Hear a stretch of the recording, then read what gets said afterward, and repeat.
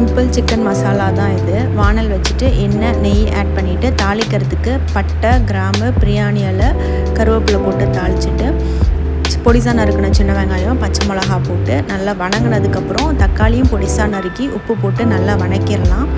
அதுக்கப்புறம் நாங்கள் இஞ்சி பூண்டு பேஸ்ட் பண்ணாமல் தட்டி வச்சுருந்தோம்.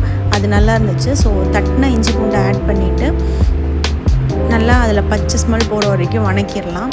அதுக்கப்புறம் நாங்கள் பொடி ரெடி பண்ணி வச்சுருந்தோம் பிரியாணி மசாலா மாதிரி.